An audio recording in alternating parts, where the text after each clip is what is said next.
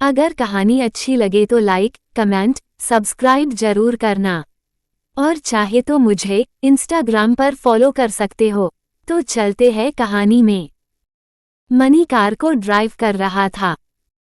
देव passenger seat पर बैठा laptop पर कोई काम कर रहा था। मनी ने वैक्यूम मिरर से रुद्रांश को दिखा तो उसे कहीं खोए हुए देखकर पूछा, क्या हुआ बॉस, आप परेशान लग रहे हैं, कुछ हुआ है क्या? रुद्रांश ने मुंबई की भीड़ और ट्रैफिक को देखते हुए कहा, यही सोच रहा हूं कि मेरा उस लड़की से मिलना इत्तेफाक था या किसी की चाल। मनी ने तुरंत कहा, मुझे नहीं लगता बॉस कि वो लड़की किसी का मोहरा होगी। आपने नहीं देखा उसके चेहरे पर कितनी मासूमियत थी। आपने शायद नोटिस किया उसके हाथों में कितने सारे जख्म थे। आप शायद नोटिस नहीं कर रहे हैं, लेकिन वो आपकी छोटी छोटी बातों पर डर जाती है। आप थोड़ा सा भी तेज बोलते हैं तो उसकी आंखों में नमी आ जाती है। आपके दुश्मन इतने भी पागल नहीं है बॉस कि वह एक ऐसी कमजोर लड़की को आपके पास भेजेंगे जो आपसे इतना डरती हो। इसे इत्तेफाक कह सकते हैं बॉस। मैं नहीं जानता बॉस कि आप किस बसे पर आप काया पर शक कर रहे हैं, लेकिन आज आपसे एक बात कहूंगा। मैं अब तक की अपनी जिंदगी में बहुत सी लड़कियों को देखा है, लेकिन आज से पहले काया जितनी मासूम लड़की नहीं देखी। रुद्रांश ने कुछ सोचते हुए कहा, मनी तुम्हें मेरा एक काम करना है। मनी ने कहा, आप ऑर्डर कीजिए बॉस। रुद्रांश ने सीरियस टोन में कहा, मुझे काया की सारी इन्फॉर्मेशन चाहिए। तुम्हें जितना वक्त चाहिए तुम ले सकते हो, लेकिन मुझे उसकी सारी इन्फॉर्मेशन चाहिए। मैं जानना चाहता हूं कि वह कौन है, कहां से आई है, कौन थे उसके माँ बाप और यह किसको छोड़कर आई है। मैं जानना चाहता हूं कि यह किसके साथ रहती थी, जिसने इसे जानवरों की तरह ट्रीट किया है। तुमने सही कहा। मैंने बीते 2 दिनों में काया पर ध्यान नहीं दिया था, लेकिन आज मैंने उसे जब टोस्ट और चाय खाते देखा तो उसके हाथों पर बहुत सारे निशान थे, जलने के, काटने के। ऐसा लगता है जैसे उसके साथ कोई बहुत टॉर्चर करता था। तुम पूछ रहे थे ना कि मुझे इस लड़की पर शक क्यों है। उसके वह निशान देख मुझे शक है। हो सकता है उसका मालिक उसे टॉर्चर करता हो, उसे मारता हो सकता है ये लड़की अपने मालिक से किसी को बचाने के लिए मेरे पास आई हो, मेरे इन्फॉर्मेशन लेने के लिए। होने को तो कुछ भी हो सकता है। मनी मुस्कुराने लगा।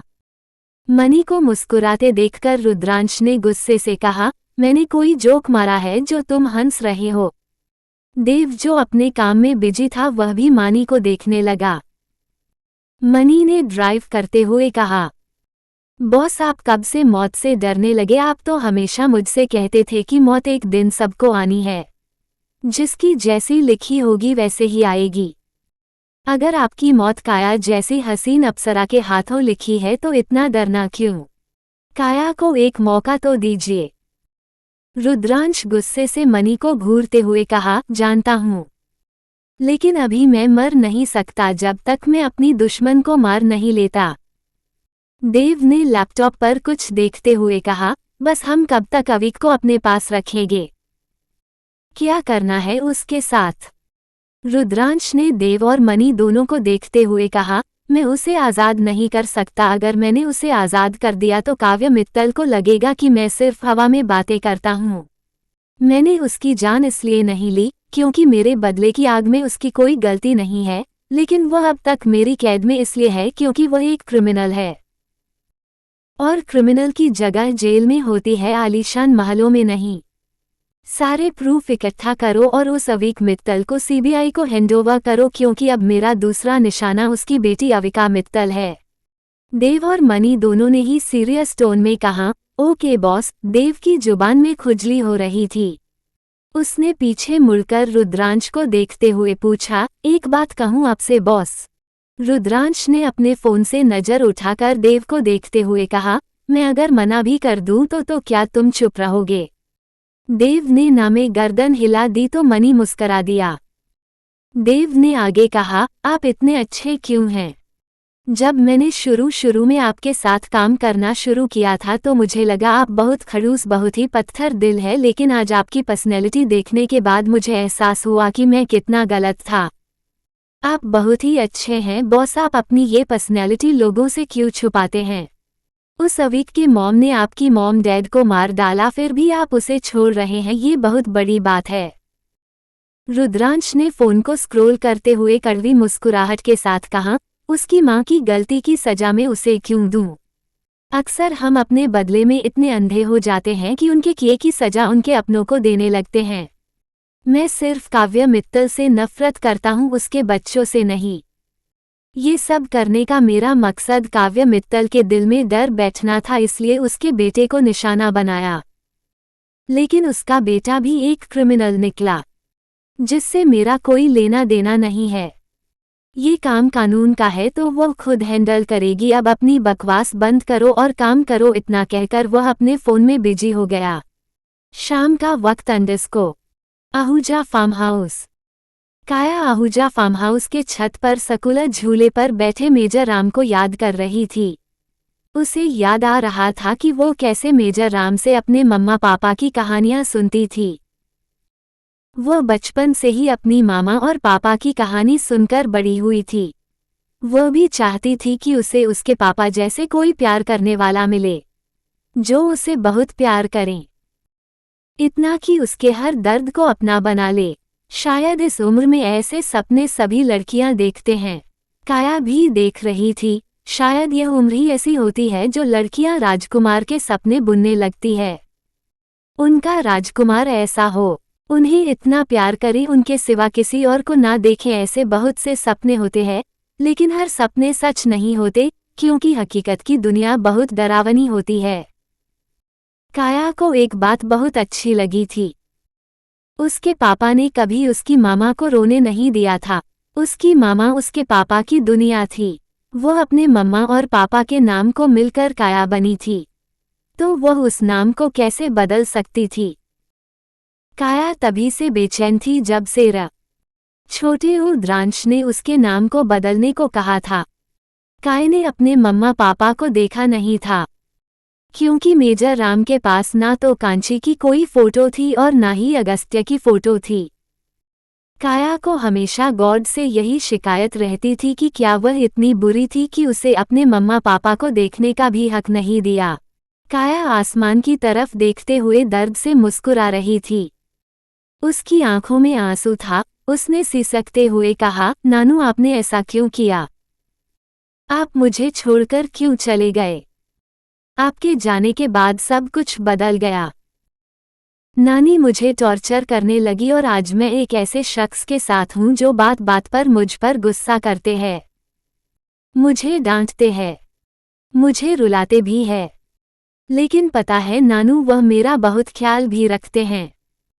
वो वैसे नहीं है नानू जैसे आपने अमीरों के बारे में बताया था। आपने बताया था ना कि अमीर लोग अपने नौकरों के साथ कितना गंदा पेश आते हैं, लेकिन मेरे मालिक बिल्कुल भी वैसे नहीं है, वो बहुत अच्छे हैं। हाँ, थोड़ा डांटते हैं पर अच्छे हैं। काश मैं आपको अपने मालिक से मिला पाती। काया की बातें सुन काले घने आसमान में अकेला चांद भी आज मुस्कुरा रहा था। शायद वह काया की आने वाली किस्मत को देख खुश था।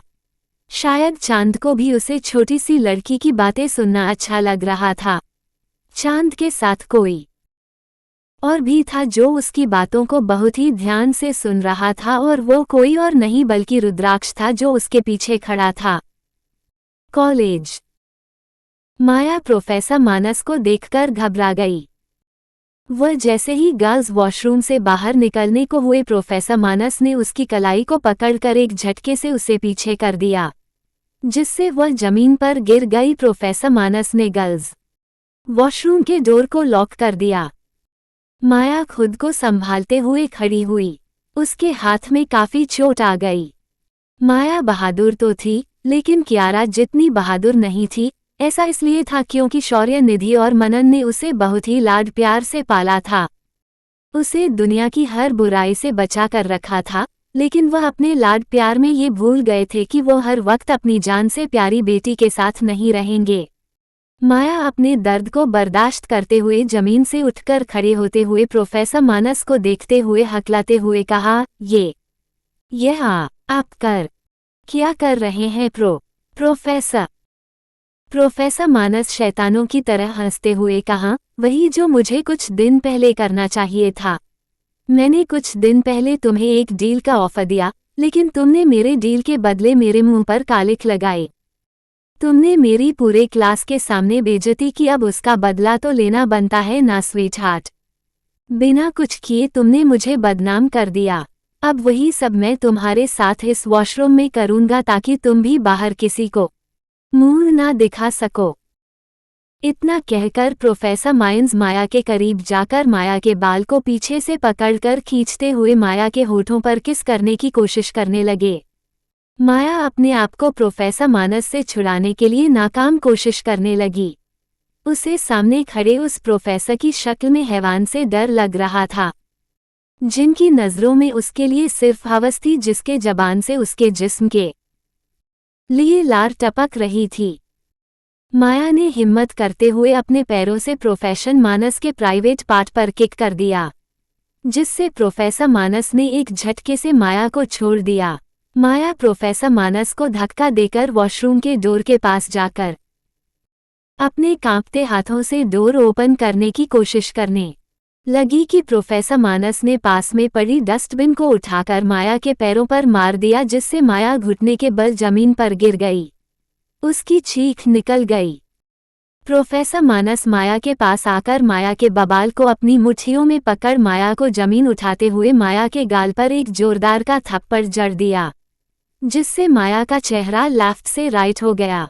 माया के होंठ फट गए, उसके होठों से खून निकलने लगा। तुम्हारे अंदर बहुत अकड़ है, आज मैं तुम्हारी सारी अकड़ निकाल कर रहूंगा। इतना कहकर प्रोफेसर मानस अपने बेल्ट को खोलकर जमीन पर फेंक दिए। माया प्रोफेसर मानस को खुद से दूर करने की बहुत कोशिश कर रही थी, लेकिन उसकी ताकत प्रोफेसर मानस की ताकत के सामने कुछ भी नहीं थी। माया ने अपने नाखूनों को प्रोफेसर मानस के गाल पर मारते हुए कहा, छोड़े मुझे कमीने इंसान। प्रोफेसर मानस ने एक बार फिर गुस्से से माया के दूसरे गाल पर थप्पड़ जड़ दिया। इतना कहकर उन्होंने माया के शर्ट की सल बड़ी ईवा को फाड़ दिया। माया की आंखों से आंसू गिरने लगे। तो वही दूसरी तरफ रियांश अपने क्लास को खत्म करके माया की क्लास में आया तो उसे माया कहीं नहीं मिली। माया को उसने पूरे क्लास और कॉलेज में ढूंढ लिया था, लेकिन माया उसे ना तो कॉलेज में मिली और ना ही किसी क्लास में। उसने जब कॉलेज के बाहर आकर देखा तो ड्राइवर अभी भी वहीं खड़ा था। वह जल्दी से कॉलेज के अंदर जाकर माया की फ्रेंड यानी सारा को ढूंढने लगा। तभी उसे सारा एक लड़के के साथ खड़ी दिखाई दी। रेयांश सारा के पास आकर घबराते हुए पूछा, सारा माया कहाँ पर है? क्या तुमने उसे देखा है? सारा जो रेयांश को पसंद करती थी, उससे बात करने के लिए मौके ढूंढती थी, आज रेयांश को खुद से बात करते देख उसका मुंह खुला का खुला रह गया। वह हैरानी से बस रेयांश को देख रही थी। रेयांश उसे अपने आप को पागलों की तरह मुंह खोले देखते देखकर चिढ़ गया और उसने थोड़ी तेज आवाज में कहा, मैंने तुमसे कुछ पूछा है मिस सारा, मेरी बहन कहाँ पर है? तुमने उसे देखा है? वह तुम्हारे साथ रहती है ना? कियांश जो फोन पर बात कर रहा था, जब अपनी बहन पर किसी को इस तरह चिल्लाते देखा तो उसने फोन को पॉकेट में डालते हुए पीछे पलटकर रेयांश से कहा, ओ मिस्टर, आराम से, तुम भूल रहे हो कि तुम किसकी बहन से बात कर रहे हो। रेयांश ने कहा, देखो मेरा इस वक्त तुमसे लड़ने का मूड नहीं है। इस लड़की से पूछो कि मेरी बहन कहाँ पर है, क्योंकि वह हर वक्त इसी के साथ रहती है। यह अकेली उसकी फ्रेंड है। रेयांश को माया के लिए इतने परेशान देखकर सारा कुछ कहती उससे पहले एक लड़की ने भागकर आते हुए कहा, रेयांश, तुम्हारी बहन वॉशरूम में थी और अब वॉशरूम से चीखने और चिल्लाने की आवाज आ रही है। उसे लड़की का इतना ही कहने की देर थी। कियांश और रेयांश दोनों ही आंधी तूफान की तरह दौड़ते हुए वॉशरूम की तरफ भागे। सारा भी उनके पीछे भागी। वॉशरूम अंडरस्को। प्रोफेसर मानस माया के शोल्डर पर अपने होंठ रख दिए। माया को ऐसा लग रहा था जैसे उसकी बॉडी पर कीड़े रेंग रहे हो। उसकी आंखों से आंसू गिरते जा रहे थे। वह चीख रही थी, चिल्ला रही थी, लेकिन उसकी चीख उसके गले में ही घुट जा रही थी क्योंकि प्रोफेसर मानस उसे दीवार से सटाकर उसके बिल्कुल करीब खड़े होकर उसके मुंह को कवर कर रखा था। माया अपने आप को प्रोफेसर मानस जैसे हैवान से छुड़ाने की कोशिश कर रही थी, लेकिन नाकाम थी। प्रोफेसर मानस ने माया के दोनों ही स्लीव को फाड़ दिया। वह धीरे धीरे माया के शर्ट के बटन को खोलने लगे। उन्होंने माया के शर्ट के 2 बटन खोल दिए जिससे माया का क्लीवेज साफ साफ दिखाई देने लगा। उनकी आंखों में एक हवस थी अपने था। वह माया के ऊपर झुकने लगे कि तभी वॉशरूम का डोर एक जोरदार की आवाज से टूटा। डोर टूटने की आवाज से प्रोफेसर मानस ने झटके से पीछे देखा तो रेयांश और कियांश दोनों सामने का नजारा देख शॉक्ड में खड़े थे। अपनी रबड़ी की ऐसी हालत में देखकर रेयांश आग बगुला हो गया। माया ने जब अपनी नजरें उठाकर देखा तो आधा कॉलेज वॉशरूम के डोर पर खड़ा था। रियाश दौड़कर जाकर प्रोफेसर मानस के कॉलर को पकड़कर प्रोफेसर मानस को एक का झटके से पीछे कर दिया और अपनी बहन को सीने से लगा लिया। माया इतने सारे लोगों को देखकर सुन पड़ गई थी। उसकी आंखों से आंसू गिर रहा था। रियांश ने उसको अपने सीने से लगाए हुए उसके कांपते वजूद को महसूस करते हुए मोहब्बत से कहा, कुछ नहीं हुआ रबड़ी। प्रोफेसर मानस जैसे ही वॉशरूम से निकलने हुए कि कियांश ने उन्हें एक जोरदार का पंच मारकर जमीन पर गिरा दिया। उसने देखा बाहर खड़े कुछ स्टूडेंट फोन निकालकर वीडियो बना रहे थे। कियांश ने गुस्से से एक स्टूडेंट से फोन छीनकर उठाकर जमीन पर पटक दिया जिससे सभी स्टूडेंट ने डर से अपने फोन को नीचे कर लिया। कियांश अपनी जैकेट को उतारकर रेयांश के पास आकर रेयांश को देते हुए कहा, उसे पहना दो। रियांश ने उसकी जैकेट को लेकर माया के ऊपर डाल तो माया बेजान सी होकर जमीन पर गिर गई। अपनी रबड़ी को इस तरह देखकर रियांश घबरा गया। उसने सारा को देखते हुए कहा, खड़ी होकर तमाशा क्या देख रही हो? इसे संभालो। वह अपनी रबड़ी की हालत देख नहीं सकता था। कोई भी भाई अपनी बहन को ऐसे देख नहीं सकता था। रियांश की आंखों में आंसू था। माया जल्दी से जाकर माया के सिर को उठाकर अपने गोद में रख लिया। उसने माया को जैकेट पहनाकर उसके चैन बंद कर दिए। रियांश गुस्से से उठा और प्रोफेसर मानस को पकड़कर पीटने लगा। कियानश भी पीट रहा था। दोनों ही ने प्रोफेसर मानस को मार मारकर अधमरा कर दिया था। अगर बाकी टीचर्स और प्रिंसिपल ना आते तो वह दोनों लड़के आज प्रोफेसर मानस को मार मारकर उनकी जान निकाल देते। रेयांश बाकी टीचर से खुद को छुड़ाया। अपने शर्ट को झाड़ते हुए आग उगलने वाली नजरें सभी टीचर और प्रिंसिपल को देखते हुए कहा, अगर मेरी बहन को कुछ हुआ ना तो ये पूरा कॉलेज तबाह करने में मुझे वक्त नहीं लगेगा। इतना कहकर उसने एक जोरदार की किक मानस के पेट में मारी जिससे उनके मुंह से खून निकल गया। रेयांश जल्दी से माया के पास आकर माया को अपनी बाहों में उठाते हुए उसके गाल गाल को थपाथपाते हुए कहा, रबड़ी बच्चा आंखें खोलो, देखो तुम्हारे ब्रो यहीं पर है। कुछ नहीं हुआ है तुझे। रबड़ी देख, तू ऐसे करेगी तो मैं कैसे तुझे हैंडल करूंगा। तू मुझसे नाराज थी ना तो मुझे मार, मुझ पर गुस्सा उतार, इस तरह आंखें बंद करके मुझे ड्रॉ मत मेरी जान। कियांश ने रियांश के शोल्डर पर हाथ रखते हुए कहा, उसे डॉक्टर की जरूरत है, तुम उसे डॉक्टर के पास लेकर जाओ। रियांश अपनी लाल आंखों से कियांश को देखते हुए कहा, मैं उसे डॉक्टर के पास नहीं ले जा सकता। कियांश हैरानी से रियांश को देखते हुए पूछा, मतलब? सारा ने कहा, भाइयों माया को हॉस्पिटल और डॉक्टर से बहुत डर लगता है। मैंने कई बार उससे पूछने की कोशिश भी की वो इतना क्यों डरती है। वो हॉस्पिटल और डॉक्टर को देखकर पैनिक करने लगती है। उसकी तबीयत इतनी बिगड़ जाती है कि कभी कभी उसका बचना भी मुश्किल लगता है। सारा आंखों से आंसू निकल रहे थे। रियांश माया को अपनी बाहों में लेकर उसे अच्छे से कवर करके वहां से निकल गया था। सारा को रोते देखकर कियांश ने सारा को अपने सीने से लगाते हुए कहा, तू क्यों रो रही है? क्या हुआ तुझे सारू? सारा ने रोते हुए कहा, आज माया के साथ जो कुछ भी हुआ उसके वजह मैं हूं भैया। कियांश हैरानी से सारा को देखने लगा। उसने पूछा। मतलब? सारा ने डरते हुए कहा। उसे दिन आप पूछ रहे थे ना कि मैं इतना डर क्यों रही हूँ। इसलिए क्योंकि एक हफ्ते पहले प्रोफेसर मानस ने मुझे हरास करने की कोशिश की थी। तब मुझे माया ने बचाया था और प्रोफेसर मानस ने माया के सामने एक प्रपोजल रख दिया था कि अगर वह चाहे तो मेरे साथ एक रात गुजार कर मुझे बचा सकती हैं, वरना वह मुझे इस कॉलेज में सबके सामने बदनाम कर देंगे। अगर हमने किसी को बताने की कोशिश की तो कोई भी हमारी बातों पर यकीन नहीं करेगा, क्योंकि वह पूरे कॉलेज में गुड टीचर से फेमस है। कियांश हैरानी से अपनी छोटी सी बहन को देखते हुए कहा, व्हाट? सारू, इतना सब कुछ हो गया और तू मुझे अब बता रही है? पागल है तू? कियांश इतनी जोर से चिल्लाया था कि सारा डर गई। सारा ने रोते हुए, सिसकती हुए कहा, मैं डर गई थी भैया, मुझे समझ में नहीं आ रहा था कि मैं आपको कैसे बताऊं। और उसे दिन माया ने इसलिए उनके मुंह पर काली राखी लगाई थी और आज प्रोफेसर मानस माया के साथ यह सब कर दिया। सरू, तू पागल है, अगर तू मुझे पहले बता देती तो आज ये सब नहीं होता। और तुम्हारी डेयरिंग फ्रेंड ने अपने भाई को कुछ क्यों नहीं बताया? सारा ने सिसकते हुए कहा।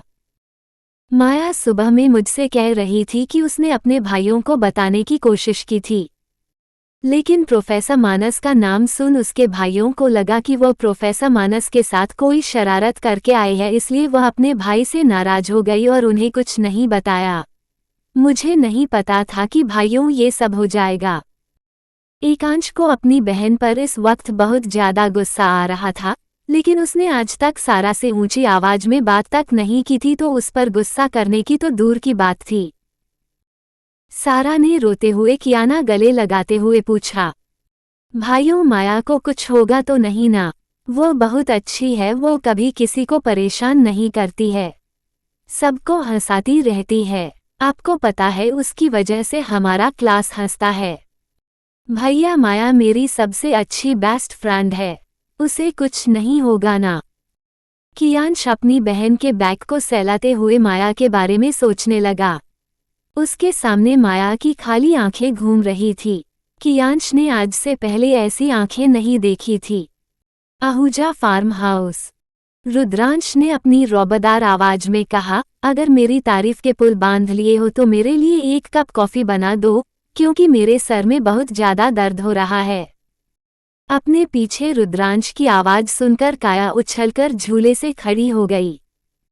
वो पीछे जमीन पर गिरती कि उससे पहले रुद्रांश ने उसके हाथों को पकड़कर अपनी तरफ खींच लिया। रुद्रांश के खींचने से काया सीधे आकर रुद्रांश के सीने से लग गई। काया की हार्टबीट वापस से बढ़ने लगी। रुद्रांश काया को खुद से दूर करते हुए काया को देखते हुए कहा, तुम हमेशा मुझे देखकर गिरती पड़ती क्यों हो? क्या मेरे सिर पर 2 सींग निकले हैं? काया ने मासूमियत से नामे गर्दन हिला दी। काया की गर्दन को नामे हिले देखकर रुद्रांश ने चीरते हुए कहा, किस मिट्टी की बनी हो? तुम्हारे मुंह में जबान है ना, तो जबान से बोलो। ये 5 किलो के गर्दन क्या हिला देती हो? काया अपनी गर्दन नीचे करके जमीन को घूरने लगी। रुद्रांश काया को देखकर हल्का सा मुस्कुरा दिया। उसे अपने सामने खड़ी लड़की पर बच्चों की तरह बेहद प्यार आया, क्योंकि वह लड़की 5 साल बच्चे की तरह हरकतें कर रही थी। वह ऐसे खड़ी थी जैसे 5 साल बच्ची को किसी बड़े ने डांटा हो। रुद्रांश ने उसी वाइट नाइट सूट में देखकर कहा, तुमने फिर कपड़े चेंज नहीं किए? तुम 3 दिन से बिना शावर के मेरे घर में रह रही हूँ। मुझे गंदे लोग बिल्कुल भी पसंद नहीं है। काया ने जल्दी से नामे गर्दन हिलाते हुए कहा, ऐसी बात नहीं है छोटे बाबा। मैं डेली शावर लेती हूँ और जब तक ये नाइटी सूट नहीं सूख नहीं जाते तब तक मैं उस बाथरूम में टांगे मोटी टॉवल में रहती हूँ। और जब मेरा ये सूट सूख जाता है तो मैं दोबारा से पहन लेती हूँ। रुद्रांश शॉक्ड होकर काया को देख रहा था। मतलब हद है, एक बार वो उसे यह नहीं कह सकती कि वो उसके लिए कपड़े ला दे। इतनी मेहनत कर सकती है, खुद को 3 घंटे रूम में बंद करके रह सकती है, लेकिन अपने लिए कपड़े लाने को क्यों नहीं सकती? रुद्रांश को गुस्सा आ गया। उसने जाते हुए कहा, उसे मोटी टॉवल को बाथरॉब कहते हैं। तुम्हारा पासपोर्ट बन जाए तो तुम मेरे साथ लंदन चल रही हो, और फिर वहां जाकर मैं तुम्हारा एडमिशन एक अच्छे से कॉलेज में करवाऊंगा। तुम्हें पढ़ाई की जरूरत है। काया ने झट से कहा, पर मैं नहीं पढ़ना चाहती, मुझे पढ़ना अच्छा नहीं लगता। रुद्रांश जो नीचे जा रहा था उसके कदम अपनी जगह पर रुक गए। वो अपनी गर्दन टेढ़ी काया को देखते हुए कहा, दोबारा तुम्हारे मुंह से मैं ये ना सुनूं कि तुम पढ़ना नहीं चाहती। अगर तुमने दोबारा ये कहा ना तो तुम्हारे जवान काटकर फेंक दूंगा। जाहिल बनकर रहोगी। इस सोसाइटी में जो पढ़े लिखे होते हैं उन्हीं की वैल्यू होती है, यहाँ जहीलों को कोई नहीं पूछता। समझे तुम? अब चुपचाप से नीचे आओ और कॉफी बनाओ। इतना कहकर रुद्रांश वहां से चला गया। काया का बड़ी ही आंखों में आंसू आ गए। वह भी सर झुकाए हुए रुद्रांश के पीछे चली गई। माथुर मेंशन।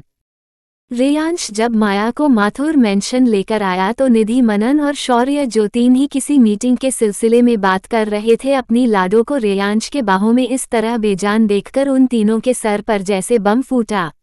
वो एक झटके से खड़े हो गए हैं। रेयांश माया को लाकर सोफे पर लिटाते हुए कहा, मॉम, डॉक्टर रोमा को कॉल करिए इमीडिएटली। अपनी बेटी की हालत देखकर मनन को ऐसा लगा जैसे किसी ने उसके सीने से दिल खींच लिया हो। उसके चेहरे पर उंगलियों के निशान थे, उसके होठों पर खून जम गए थे। उसकी हालत उसके साथ हुई बदतमीजी की गवाह बन रहे थे। मनन ने दर्द से अपनी नजरें फेर ली। वो कैसे अपनी मोहब्बत की निशानी को इस तरह देख सकते थे? शौर्य गुस्से से रेयांश के पास आकर रेयांश से पूछा, तुम्हारे होते हुए लाडो को किसी ने हाथ कैसे लगाया? ये सब किसने किया है? तुम इतने लापरवाह कैसे हो सकते हो? मैं उसे तुम्हारे साथ कॉलेज क्यों भेजता था? ताकि तुम उसकी हिफाजत करो, उसके साथ हर वक्त साई की तरह रहो। उसकी पसंद के कॉलेज में उसका एडमिशन ना करवाकर तुम्हारे साथ उसे पढ़ने भेजा, और तुम उसका ऐसे ख्याल रख रहे हो। रेयांश ने अपनी नम आंखों से कहा, पापा, मैं जानता हूँ मेरी गलती है, लेकिन इस वक्त मुझे डांटने से ज्यादा जरूरी रबड़ी की जान बचाना जरूरी है। मैं आपसे वादा करता हूँ, मैं उस प्रोफेसर मानस को छोड़ूंगा नहीं। उसकी जिंदगी को कांटों से भर दूंगा, लेकिन उससे पहले मुझे अपनी रबड़ी को ठीक करना है। डैड, वो होश में नहीं आ रही है, प्लीज उसे उठाइए। निधि ने कहा, माया की सांस धीरे चल रही है, हमें इसे हॉस्पिटल लेकर चलना चाहिए। मनन ने माथुर मेंशन के बाहर जाते हुए जोर से चिल्लाया, मैं कार निकलता हूँ, रेयांश माया को लेकर आओ। रेयांश माया को अपनी बाहों में उठाकर जल्दी जल्दी मनन के पीछे चला गया। सभी कार में एक साथ बैठकर हॉस्पिटल की तरफ निकल गए। वह सभी हॉस्पिटल आए। डॉक्टर माया को चेक करने लगी। कुछ ही लम्हे माया को मशीनों ने जकड़ लिया था। शरारती माया आज बेजान सी बेड पर लेटी पड़ी थी। उसका चेहरा पीला पड़ चुका था। रेयांश माया के पास बैठा, उसके हाथों को अपने हाथों में लेकर कहा, मुझे माफ कर दे रबड़ी, मुझे अब तेरी नाराजगी की वजह समझ में आई। मैं तेरी पूरी बात सुने तुझे जज कर दिया। काश मैं कल तेरी पूरी बात सुन ली होती तो आज तो यहाँ नहीं होती। काश मैं रात में तुझे मनाने आया होता तो मुझे कमीने के बारे में बताती। रेयांश की आंखों में आंसू था। उसका एक आंसू टूटकर काया के हाथ पर गिरा तो वह अपनी आंखें खोलते हुए धीरे से कहा, जंगल का शेर एक खरगोश के लिए रोते हुए अच्छा नहीं लगता ब्रो। उसकी आवाज बहुत स्लो थी, लेकिन रियान उसके ऊपर झुका था तो इसलिए वह उसकी आवाज सुन लिया। अपनी रबड़ी को होश में आते देखकर वह खुशी से खड़ा हुआ कि तभी माया की चीख निकल गई। माया की चीख सुन रेयांश घबरा गया। रेयांश ने जब नीचे देखा तो उसे एहसास हुआ कि वह अपनी खुशी में ये भूल गया कि माया का हाथ उसके हाथ में है जिसमें ड्रिप लगी थी। रियाना जल्दी से माया के करीब बैठते हुए माया के हाथों को सहलाते हुए कहा, सॉरी रबड़ी, तुझे चोट पहुंचाने का इरादा नहीं था। अचानक से माया अपनी नज़र यहाँ से वहाँ घुमाकर देखने लगी। उसकी सांस बढ़ने लगी। हार्टबीट की मशीन में हार्टबीट की स्पीड बहुत ज़्यादा होने लगी थी। माया को अपने सामने खून से लथपथ बॉडी और खून से सना हाथ स्ट्रेचर से लटकते दिख रहा था। मशीन की बढ़ती बीप से रेयांश ने जल्दी से माया के आंखों पर अपने हाथ रखकर माया से धीरे से कहा, कुछ नहीं है राबड़ी। तू सोच मत, तू घर पर है। रेयांश ने जोर से चिल्लाया। डॉक्टर। उसकी आवाज सुनकर मनन निधि शौर्य अंदर आए। मनन अपनी बेटी को इस तरह देखकर जल्दी से अपनी बेटी के पास आकर उसके दूसरे हाथ को पकड़कर धीरे से कहा, मेरी बच्चा तो बहुत बहादुर है ना, ऐसे डरते नहीं है लाडो। मेरी जान पापा आपके पास है। अब तो पापा की प्रिंस है ना। माया ने कसकर मनन के हाथ को पकड़ रखा था। उसने अपने कांपते होंठों से कहा, पापा घर जाना है। मनन ने प्यार से कहा, मेरी गुड़िया हम घर चल रहे हैं। आप यह मत सोचो कि आप यहाँ पर हो, आप सोचो कि आप अपने रूम में हो। कुछ नहीं हुआ है, सब ठीक है। देखो मैं आपकी बड़ी माँ, बड़े पापा सभी यहाँ पर है, कोई आपको छोड़कर नहीं गया है। मेरी गुड़िया तो बहादुर है ना, ऐसे डरती नहीं है। सभी उसे प्यार से समझ रहे थे, लेकिन वह शांत नहीं हो रही थी। उसका डर वक्त के साथ बढ़ता जा रहा था। मानव ने हार मानते हुए शौर्य को इशारा किया तो शौर्य वहां से बाहर चला गया। कुछ वक्त बाद डॉक्टर और नर्स साथ में आए। डॉक्टर के हाथ में एक इंजेक्शन था। उन्होंने रेयांश को सांस किया और वो इंजेक्शन माया के हाथ में लगा दिया। कुछ ही पल में माया बेहोश हो गई, क्योंकि वह इंजेक्शन बेहोशी का था। मनन की आंखों में आंसू था। शर्म अमन को हग करते हुए कहा, कुछ नहीं होगा, वक्त के साथ वह डरना छोड़ देगी। अपने चाचू को इस तरह देखकर रेयांश को भी तकलीफ हो रही थी। यह पहली बार नहीं था, ऐसा बहुत बार हुआ था। माया की छोटी सी चीख पर पूरा घर डर जाता था। यहाँ तो माया की जान पर बन जाती थी। अगली सुबह अंडस्को आहूजा फार्म हाउस। देव मनी रुद्रांश बैठे आपस में बात कर रहे थे। मनी ने रुद्रांश से कहा, बॉस हमने अविक को सीबीआई को हैंडओवर कर दिया है, उसके सारे प्रूफ को सीबीआई के चीफ को दे दिया है। वह जल्दी उस पर एक्शन लेंगे। तभी किचन से काया ने आते हुए कहा, आओ लोग आज लंच में क्या खाएंगे। मनी और देव दोनों साथ में उस छोटी सी गुड़िया को देखते हुए कहा, हमारे लिटिल सिस्टर हमारे लिए जो प्यार से बनाएगी हम खा लेंगे, अब हम होटल में थोड़ी है जो तुमसे ऑर्डर करें। काया हल्का सा मुस्कुरा दी। आज पहली बार काया को मुस्कुराते देखकर रुद्रांश काया को देखता रह गया, क्योंकि उसके गालों पर बहुत ही प्यारा सा डिंपल अपनी नुमाइश कर रहा था। देव काया के डिंपल को देखकर कहा, लिटिल सिस्टर तुम्हारी गाल पर डिंपल पड़ते हैं। काया ने हल्का सा मुस्कुराते हुए हाँ मैं गर्दन हिला दी। फिर से उसके गाल के दोनों डिंपल रुद्रांश को मुंह चिढ़ाने लगे। देव अपनी चेयर से उठकर काया के पास काया के डिंपल को घूरते हुए कहा, लिटिल सिस्टर क्या मैं तुम्हारे डिंपल टच कर सकता हूँ? मुझे डिंपल वाली लड़कियां बहुत क्यूट लगती हैं, एक बार प्लीज मुझे अपना डिंपल टच करने दो ना। काया को सामने खड़ा लड़का अजीब लग रहा था। वह देव को अजीब नजरों से देखते हुए कहा, मुझे डर लग रहा है। मनी की तो हंसी छूट गई। देव मनी को घूरने लगा तो काया ने थोड़ा सा पीछे हटते हुए कहा, मैं किचन में जा रही हूँ। इतना कहकर वह किचन में चली गई। रुद्रांश दोनों को घूरते हुए कहा, अब से तुम दोनों मेरे घर पर नहीं आओगे और देव तुम उस छोटी बनी से दूर रहो, उसके आसपास भी देखना तो तुम्हारे टांगे तोड़ दूंगा। इतना कहकर रुद्रांश चेयर से उठकर अपने रूम की तरफ चला गया।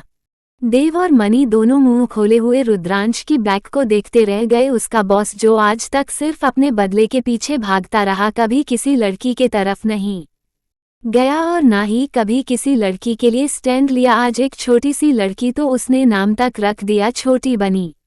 रोमन किसी काम से एक हफ्ते के लिए छुट्टी पर गया था, जिस वजह से काया को उस फार्म हाउस का पूरा काम करना रहता था।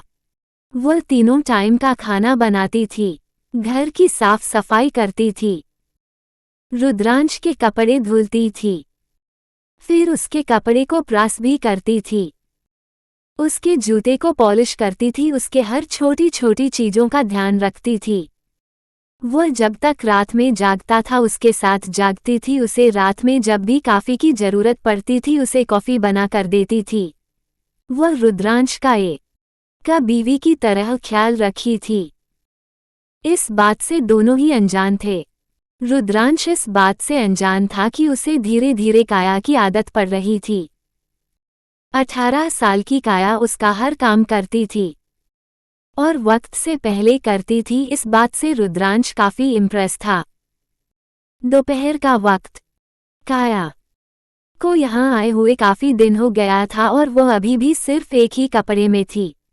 उसने रोमन से कहा था कि जब वो वापस लौट कर आएगा तो उसके लिए कपड़े भी लेकर आएगा, तो रोमन भी खुशी खुशी हाँ कह दी थी क्योंकि मन को भी काया बहुत पसंद थी। काया को सुबह से ही अपनी तबीयत कुछ अजीब सी लग रही थी। बॉडी में पेन था, आंखें भी जल रही थी।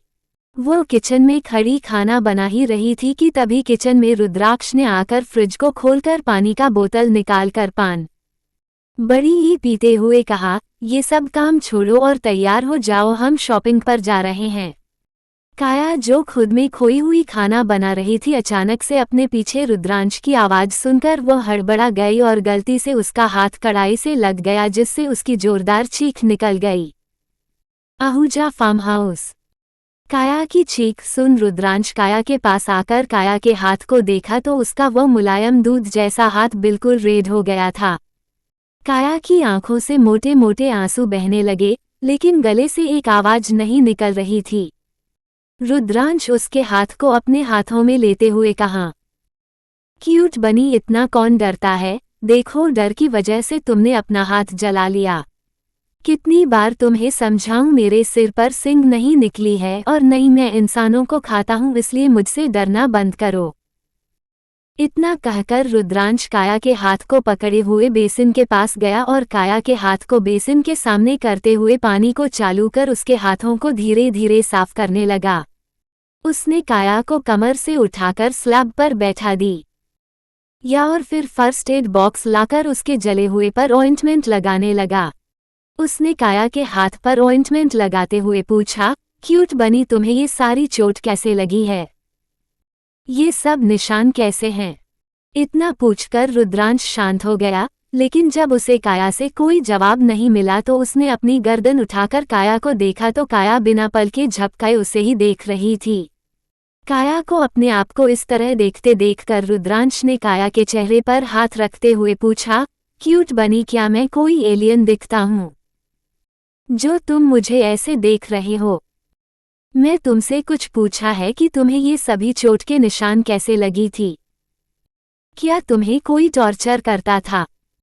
काया ने धीरे से कहा, नहीं, मुझसे जब कोई काम बिगड़ जाता था या कोई चीज टूट जाता था तो नानी मुझे मारती थी। मेरे हाथों पर गर्म चिमटी रख देती थी ताकि यह सभी निशान और दर्द को याद करके, ताकि अगली बार जब मैं काम करूं तो मेरा ध्यान सिर्फ काम पर रहे हैं और कहीं पर नहीं। रुद्रांश किचन स्टूल खींचकर काया के सामने बैठते हुए काया से पूछा, क्यूट बनी, मैं तुमसे एक सवाल पूछूं? तुम्हारे मॉम डैड कहाँ पर है? तुम अपनी नानू के साथ क्यों रहती थी? दादू दादी वह कहाँ पर है? काया ने अपनी नजरें झुकाए हुए कहा, मैं नहीं जानती मालिक। नानू हमेशा मामा पापा के बारे में बताते थे। मैंने अपने माँ पापा को देखा भी नहीं। मैं नानू से कई बार अपने माँ पापा को देखने की जिद की तो नानू ने बताया कि उनके पास मामा पापा की कोई तस्वीर नहीं है।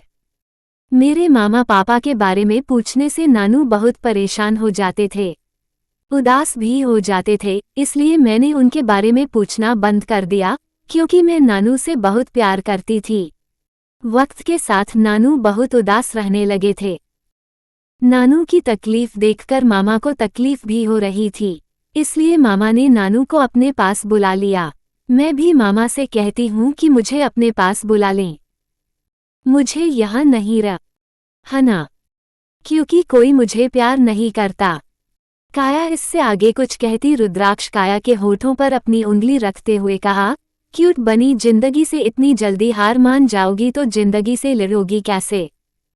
अच्छा, ये सब बातें हम बाद में करेंगे, पहले शॉपिंग चलो। तुम्हारी वजह से मुझे बहुत गिल्टी फील हो रहा है और मैं तुम्हारे कपड़े ला नहीं सकता क्योंकि मैंने आज से पहले कभी किसी लड़की के कपड़े नहीं खरीदे और मुझे नहीं पता कि लड़कियां किस टाइप के कपड़े पहनना पसंद करती हैं। क्यूट बनी, तुम्हारे पास 5 मिनट है, तैयार हो? मैं तुम्हारा कार में वेट कर रहा हूँ। इतना कहकर उसने काया को कमर से पकड़कर नीचे उतारकर किचन से जाने लगा तो काया ने अपने हाथों से रुद्रांश की लिटिल फिंगर को सकर पकड़ते हुए सिर झुकाए कहा, मेरे पास पैसे नहीं है। रुद्रांश पीछे पलटकर काया मासूमियत देखकर मुस्कुराते हुए कहा, तुमसे पैसे किसने मांगे हैं?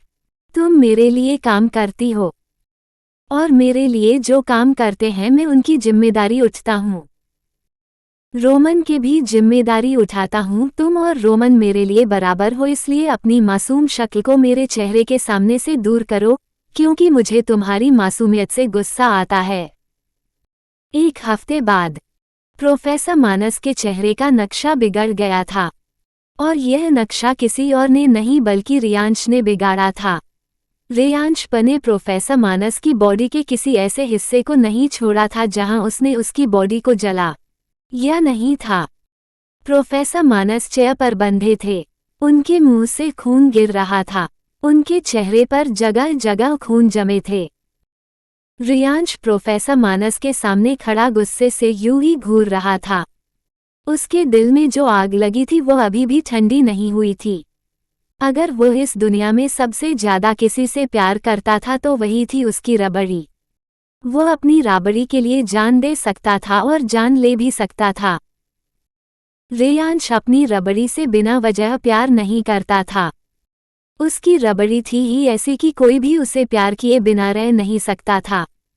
रियांश जब छोटा था और कोई गलती करता था तो शौर्य और निधि उसे पर गुस्सा करते थे तो माया सबसे गुस्सा होकर मुंह फुलाकर बैठ जाती थी, किसी से बात नहीं करती थी जब तक सब एक साथ पर रियांश को सॉरी नहीं बोलते थे। उसने अपने भाई को उसे घर में प्रिंस बना दिया था और खुद भी प्रिंसेस बन गई थी। रियांश और माया दोनों ही एक दूसरे के जान थे।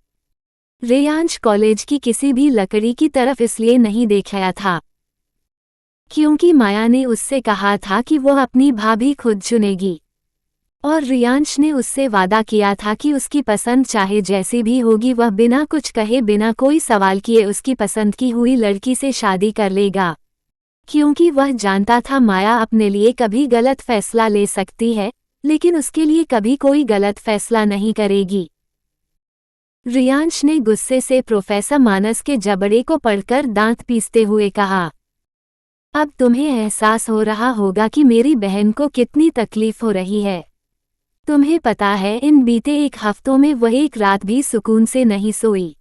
हर रात तुम्हारे दिए गए दर्द की वजह से चीखती है, चिल्लाती है। जिस गुड़िया की एक छोटी सी चीख सुनकर लोग परेशान हो जाते थे आज उसकी दर्दनाक चीख उसे मेंशन में गूंजती है और चाह कर भी हम कुछ नहीं कर पाते।